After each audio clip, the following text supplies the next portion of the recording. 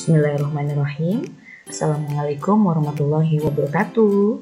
Bertemu lagi dengan saya pada bahasan zat aditif dan zat adiktif IPA SMP kelas 8 semester 1 part kedua.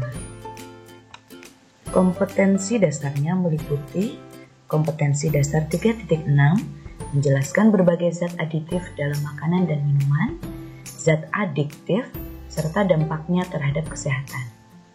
Kompetensi dasar 4.6 membuat karya tulis tentang dampak penyalahgunaan zat aditif dan zat adiktif bagi kesehatan. Adapun tujuan pembelajarannya adalah 1. Peserta didik mampu memahami pengertian zat adiktif dengan benar. 2. Peserta didik mampu memahami jenis-jenis zat adiktif dengan benar. Dan yang terakhir adalah peserta didik mampu memahami upaya pencegahan diri dari bahaya narkoba dengan benar. Materi pembelajaran pada part kedua ini berfokus pada jenis-jenis zat adiktif, dampak penggunaan zat adiktif, dan upaya pencegahan diri dari bahaya narkoba. Sebenarnya apa sih yang dimaksud dengan zat adiktif? Yuk kita bahas seluk-beluk tentang zat adiktif. Zat adiktif adalah zat yang apabila dikonsumsi menyebabkan ketergantungan atau ingin menggunakan secara terus-menerus. Contoh zat adiktif alami yaitu kafein pada kopi dan tein pada teh. Zat adiktif dikelompokkan menjadi 3 yaitu narkotika, psikotropika, dan zat adiktif lainnya. Apa sih yang dinamakan narkotika, psikotropika, dan zat adiktif lainnya? Narkotika adalah zat adiktif atau obat yang berasal dari tumbuhan dan dapat menyebabkan penurunan atau perubahan kesadaran, menghilangkan atau mengurangi rasa nyeri, dan menyebabkan ketergantungan pada penggunanya. Narkotika merupakan zat berbahaya yang tidak boleh digunakan tanpa pengawasan dokter. Penggunaan narkotika tanpa pengawasan dokter adalah tindakan melanggar hukum. Berdasar potensi menyebabkan ketergantungan, narkotika ada 3 golongan, yaitu narkotika golongan 1, narkotika golongan 2, dan narkotika golongan 3. Narkotika golongan 1 sangat berbahaya, berpotensi sangat tinggi menyebabkan ketergantungan dan tidak digunakan dalam pengobatan. Contoh narkotika golongan 1 yaitu heroin atau putau, kokain, dan ganja. Narkotika golongan 2 berpotensi tinggi menyebabkan ketergantungan dan dapat digunakan sebagai pilihan terakhir dalam pengobatan. Contoh narkotika golongan 2 adalah morfin, petidin, dan metadon. Berikut kami tampilkan gambar contoh morfin dan metadon yang digunakan dalam medis, namun harus dalam pengawasan dokter. Narkotika golongan 3 berpotensi ringan menyebabkan ketergantungan dan digunakan dalam pengobatan. Contoh narkotika golongan 3 adalah kodein. Setelah narkotika, kita bahas mengenai psikotropika. Psikotropika adalah obat yang mengandung psikoaktif yang dapat mempengaruhi mental dan fisik seseorang. Misalnya, orang yang sulit tidur bila meminum obat tidur atau golongan psikotropika dapat menyebabkan tidur nyenyak, namun harus sesuai dengan resep dokter. Psikotropika dikelompokkan menjadi 4 golongan, yaitu psikotropika golongan 1, psikotropika golongan 2, psikotropika golongan 3, dan psikotropika golongan 1. Psikotropika golongan 1 berpotensi sangat kuat menyebabkan ketergantungan.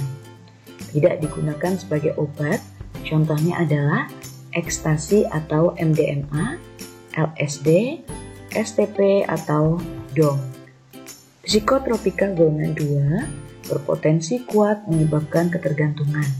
Sangat terbatas digunakan sebagai obat, Contoh psikotropika golongan 2 adalah amfetamin, metamfetamin, fenisiklidin, dan Ritalin. Psikotropika golongan 3 berpotensi sedang menyebabkan ketergantungan.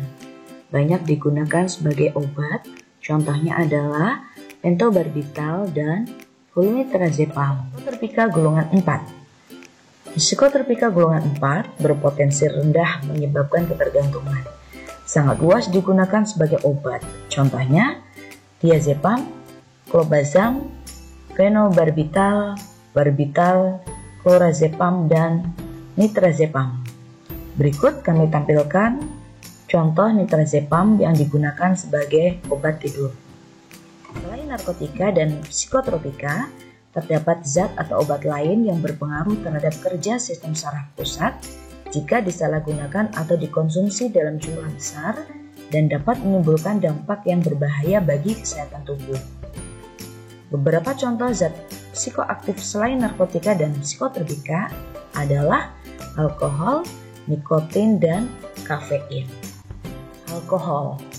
Alkohol yang digunakan dalam industri sebagai pelarut adalah metanol atau spiritus. Metanol sangat beracun. Jika diminum akan memutuskan saraf mata sehingga menyebabkan kebutaan, bahkan meninggal dunia. Nikotin terdapat dalam daun tembakau. Daun tembakau biasanya digunakan sebagai bahan pembuat rokok. Akibatnya, orang yang merokok dapat lebih tahan kantuk atau lebih aktif. Tetapi, merokok membahayakan kesehatan karena menyebabkan kanker tenggorokan dan paru-paru. Berikut kami tampilkan struktur nikotin dalam daun tembakau. Kafein adalah zat yang ditemukan dalam kopi. Kafein terdapat dalam teh yang disebut tein. Namun, jumlahnya sedikit. Mengkonsumsi kopi tidak dilarang, namun tidak dianjurkan konsumsi secara berlebihan. Berikut kami tampilkan gambar struktur kimia dari kafein. Zat adiktif juga dikelompokkan berdasar pengaruhnya terhadap tubuh. Stimulan, sedatif atau hipnotika, dan halusinogen. Stimulan adalah zat adiktif yang dapat meningkatkan detak jantung, laju pernafasan, dan tekanan darah. Stimulan membuat seseorang lebih siaga dan tidak merasakan lelah. Contohnya adalah kafein, nikotin, kokain, dan metamfetamin. Sebenarnya apa sih dampak dari penggunaan zat adiktif? Heroin, morfin, opium, dan kodein, efek jangka pendeknya adalah menghilangkan rasa nyeri, mengurangi ketegangan, merasa nyaman, perasaan seperti mimpi, dan mengantuk. Efek jangka panjangnya menyebabkan sembelit, gangguan siklus menstruasi, impotensi, ketergantungan, dan overdosis. Jika penggunaannya menggunakan jarum suntik, maka berpotensi tertular HIV atau AIDS. Ganja, efek jangka pendek ganja yaitu timbul rasa cemas, gembira, banyak bicara, tertawa terbahak-bahak, halusinasi, berubahnya perasaan waktu, lama dikira sebentar, dan berubahnya perasaan ruang, jauh dikira dekat, peningkatan denyut jantung, mata merah, mulut, dan tenggorokan kering. Efek jangka panjang dari ganja adalah daya pikir berkurang, motivasi belajar menurun drastis, perhatian ke lingkungan sekitar berkurang, radang paru-paru, daya tahan tubuh menurun, dan gangguan sistem peredaran darah. Jangka pendek dari kokain adalah percaya diri meningkat, banyak bicara, lelah hilang, kebutuhan tidur berkurang, halusinasi penglihatan, dan peradaban. Sedangkan efek jangka panjangnya adalah kurang gizi, anemia, kerusakan pada hidung, dan gangguan jiwa.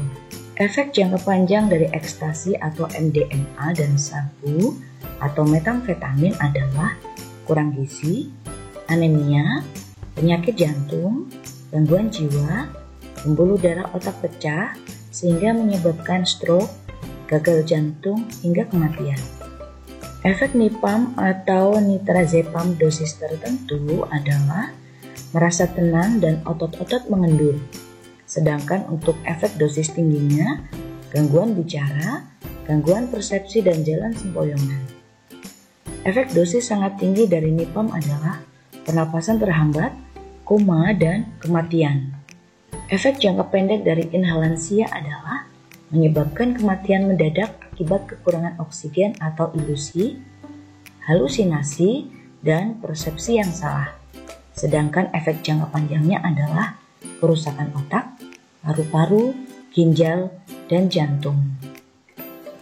Efek jangka pendek dari alkohol adalah mabuk, jalan sempoyongan, ingin merusak, dan kecelakaan jika mengendarai motor.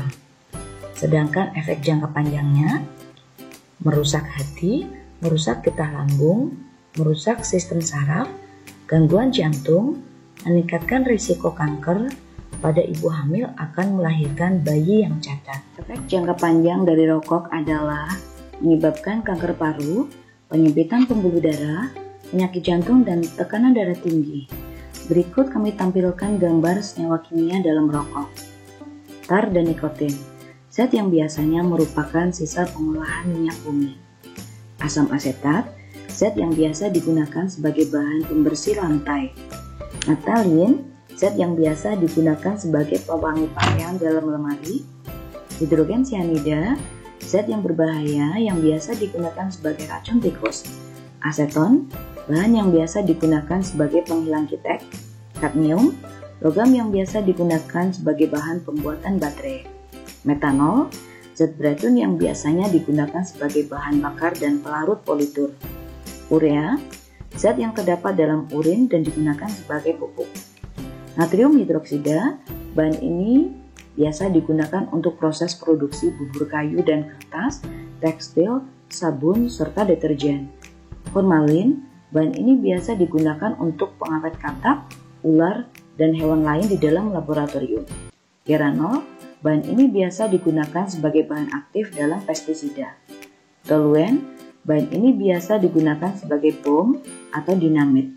Hidrasin, bahan ini biasa digunakan sebagai salah satu bahan bakar roket. Karbon monoksida, gas beracun yang berasal dari pembakaran tidak sempurna, termasuk dari asap kendaraan bermotor. Upaya pencegahan diri dari bahaya narkoba diantaranya: 1. Mengenal dan menilai diri sendiri.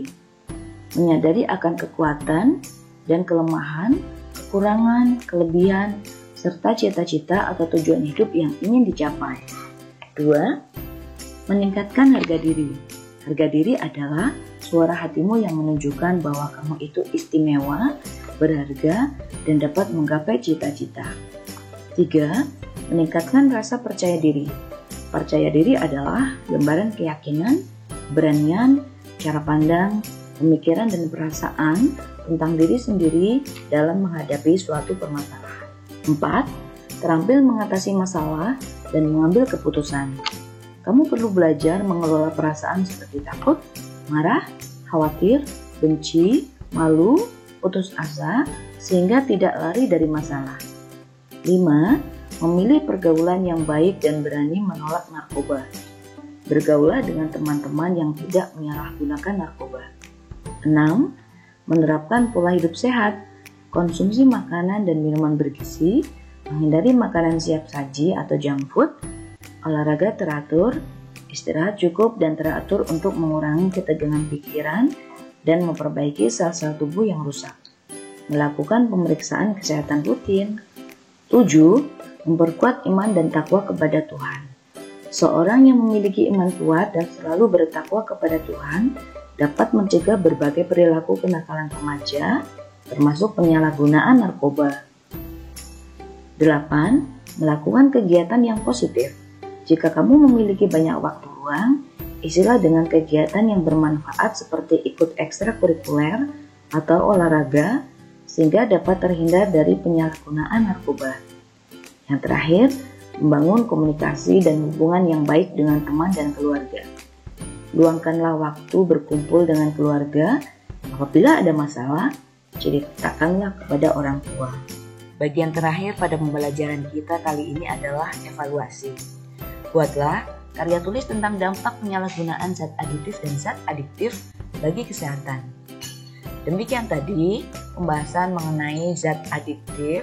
Semoga bermanfaat. Wassalamualaikum warahmatullahi wabarakatuh.